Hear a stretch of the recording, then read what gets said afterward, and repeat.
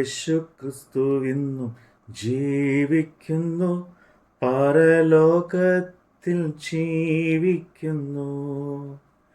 ഇഹലോകത്തേക്കായവൻ വീണ്ടും വരും, രാജരാജനായി വാണിടുവാ.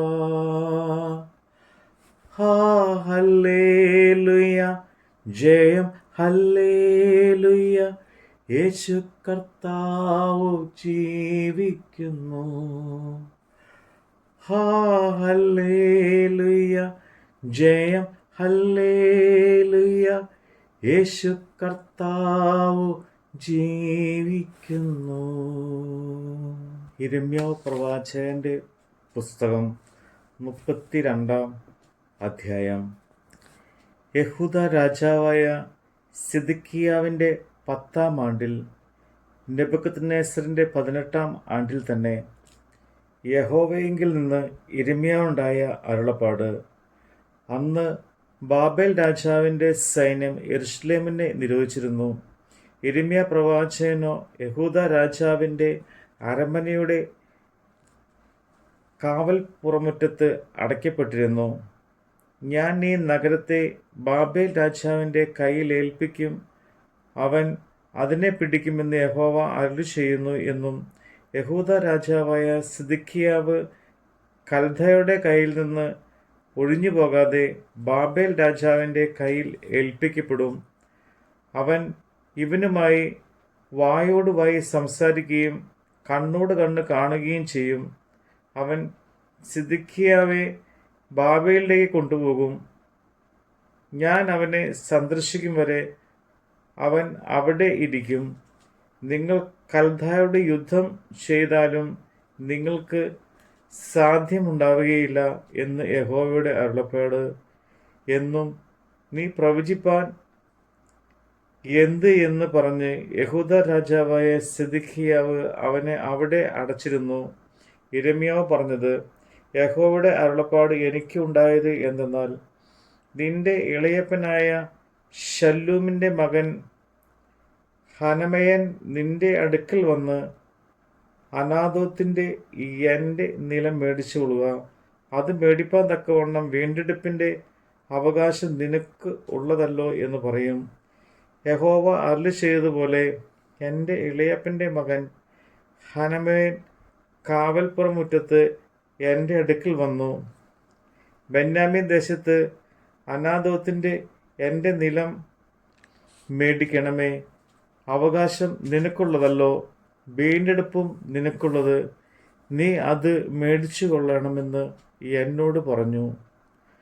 അത് യഹോവയുടെ അരുളപ്പാട് എന്ന് ഞാൻ ഗ്രഹിച്ചു. അങ്ങനെ ഞാൻ ഇളയപ്പൻ്റെ മകൻ ഹനമോയലിനോട് അനാഥോത്തിൻ്റെ നിലം മേടിച്ചു. വില 17 ശേക്കൽ വെള്ളി തൂക്കിക്കൊടുത്തു.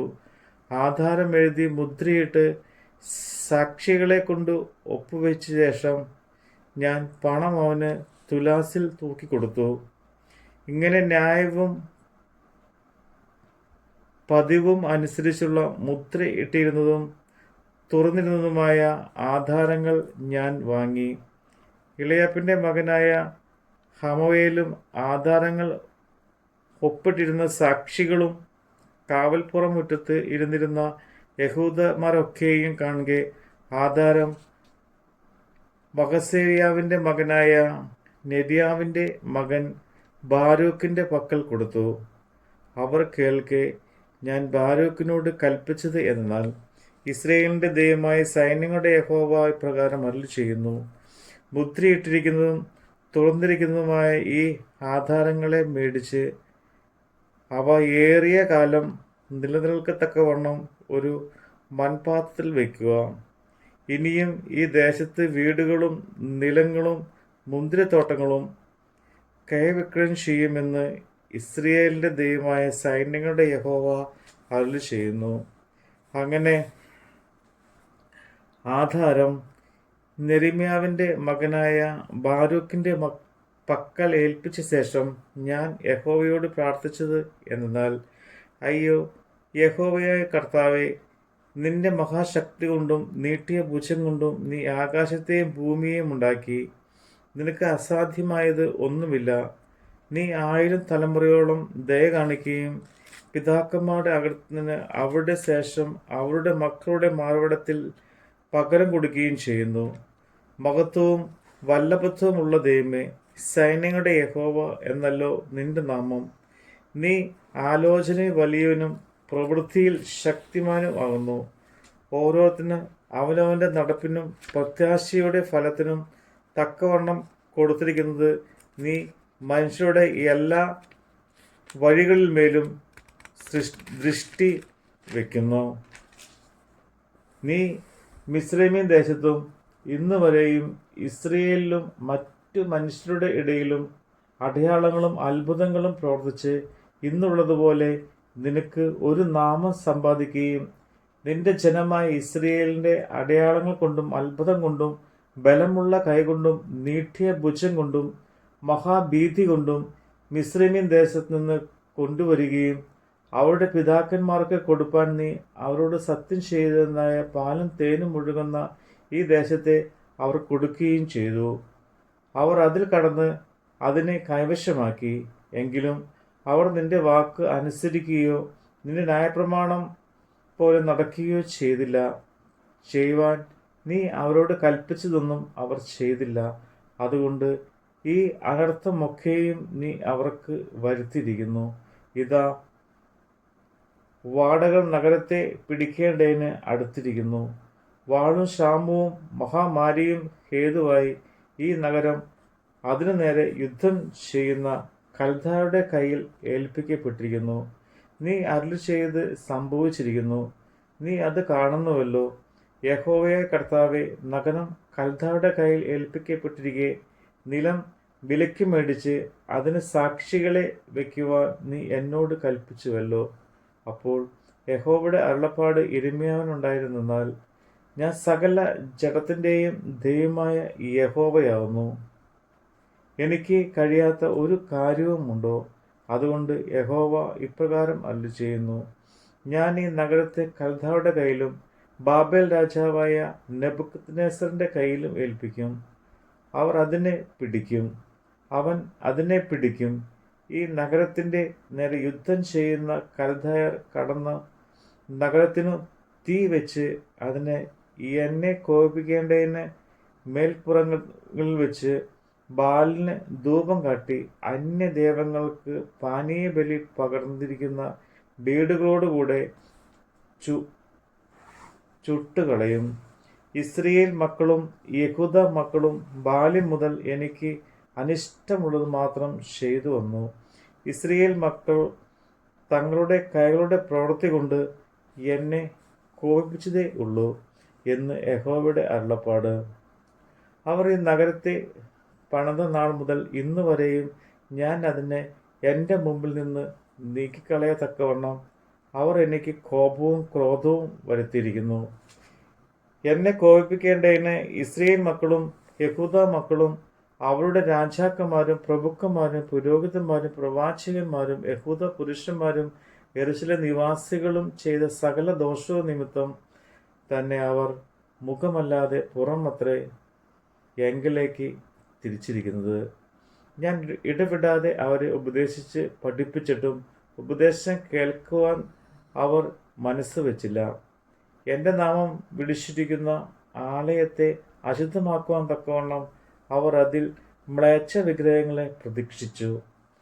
മേലേക്കിന് തങ്ങളുടെ പുത്രന്മാരെയും പുത്രിമാരെയും ദഹിപ്പിക്കേണ്ടതിന് അവർ ബെൻ ഹിനാം താഴ്വരയിൽ ബാലിന് പൂജാഗിരികളെ പണിതു. ഈ മ്ലേച്ഛതകളെ പ്രവർത്തിച്ച്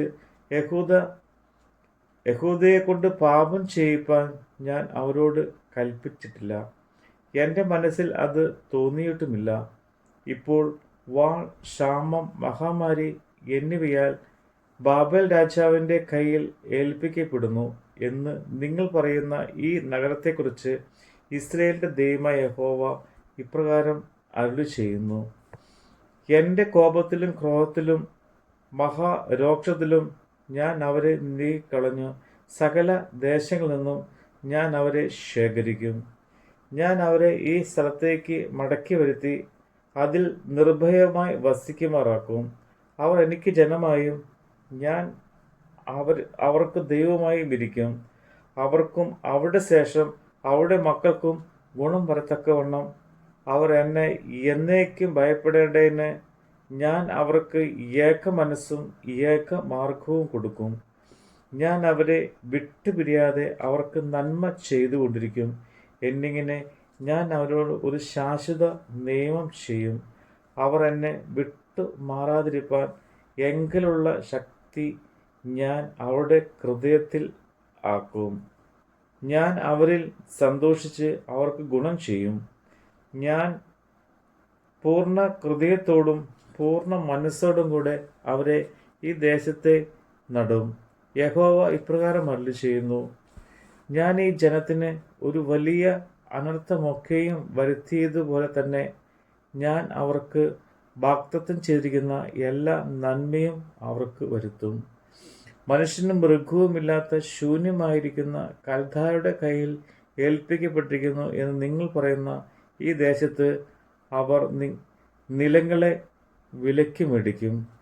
ഞാൻ അവരുടെ പ്രവാസികളെ മടക്കി വരുത്തുന്നതുകൊണ്ട് ബെന്യാമിൻ ദേശത്തും ഇസ്രയേലിന് ചുറ്റുമുള്ള പ്രദേശങ്ങളിലും യഹൂദ പട്ടണങ്ങളിലും മലനാട്ടിലെ പട്ടണങ്ങളിലും താഴ്വീതിയിലെ പട്ടണങ്ങളിലും തെക്കേ പട്ടണങ്ങളിലും ആളുകൾ നിലങ്ങളെ വിലയ്ക്ക് മേടിച്ച് ആധാരങ്ങൾ എഴുതി മുദ്രയിട്ട് സാക്ഷികളെയും വയ്ക്കും എന്ന് യഹോവയുടെ അരുളപ്പാട്.